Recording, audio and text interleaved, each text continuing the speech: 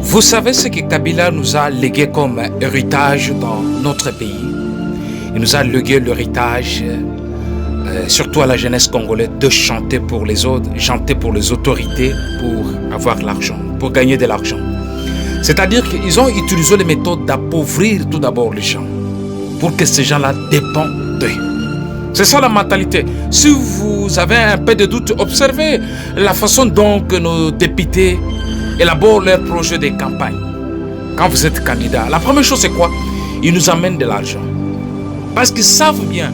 Tu sais pourquoi? Si vous savez pourquoi ils nous amènent l'argent, c'est parce qu'ils savent bien que nous, ils ont doté certains styles de la pauvreté aux yeux des Congolais. Ils savent bien que les Congolais sont pauvres. Tout un député qui gagne, qui a tout un salaire de 21 000 $, mais qui ne pense jamais à élaborer un projet qui cible l'épanouissement de son entité électorale. Mais il se focalise qu'à créer des partis politiques, commencer à nous amener de l'argent, venez avec 500, 1000 francs, donnés comme ça. C'est parce qu'ils savent l'identité qu'on nous a dotée. C'est l'identité de la pauvreté. C'est voilà les choses que Kabila nous a laissées comme héritage. Et si nous les Congolais, nous la jeunesse d'aujourd'hui, on ne décide pas contre ces choses-là, ce sera notre malheur. Kabila a été toujours un président escroc, un bandit, un voleur, un criminel qui n'a pas aidé la population congolaise vers l'épanouissement. Davantage, il nous a rendu un service, il nous a doté l'identité de la jeunesse faible qui chante pour l'argent. Aujourd'hui, regardez, quand les hommes politiques arrivent, ils savent comment nous manipuler facilement. Pourquoi? Parce qu'il y a un président qui a dirigé ce pays ici pendant 18 ans pour nous appauvrir, enrichir son pays, Rwanda. Ambongo a parlé dans ses discours récemment que non, le pays qui a été construit, le Rwanda a été construit avec le sang des Congolais. On a tué les Congolais pour construire le Rwanda. Et Ambongo, pour lui, c'est normal. C'est comme ça que, quand moi je regarde Kabila, je ne sais pas. Et quand j'ai entendu que le ministère de la Justice, celui qui fait l'intérim, il voulait qu'on libère l'argent, 2 millions pour le procès de Kabila, vraiment, ça m'avait beaucoup dérangé. Kabila, ce n'est pas un président ou un engagé de gymnastique. Il a participé au massacre de la République démocratique du Congo, tué le peuple congolais. Et vous voulez quoi encore?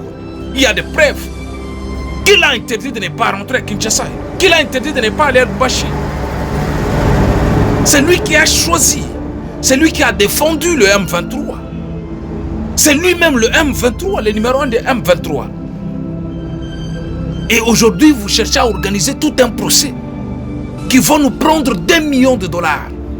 Les 2 millions de $ là, nous avons des entreprises.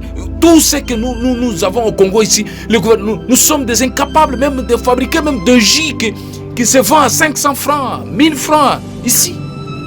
Nous sommes des incapables. Pourquoi? Parce que nous n'avons pas des autorités qui pensent au développement de la jeunesse congolaise, du peuple congolais, le bien-être des Congolais. Nous avons des politiciens qui pensent uniquement pour leur poche. Faire sortir une somme de 2 millions de $, pour le procès de Kabila. Un criminel, un voleur, un escroc, je ne sais pas, un gangster, un voyou là. Vous cherchez à bloquer le montant de 2 millions. Kabila, ce n'est pas un président historique pour la République démocratique du Congo, non. Kabila n'a pas l'histoire à nous relater pour la République démocratique du Congo. Il y a des gens qui témoignent parce que c'était des criminels qui ont marché. Toute personne qui a travaillé avec Kabila, il fut tout d'abord criminel.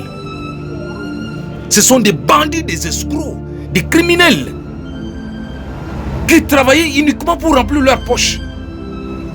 C'est comme ça qu'ils se sentent en liberté de parler de n'importe quoi. Nous avons connu tout.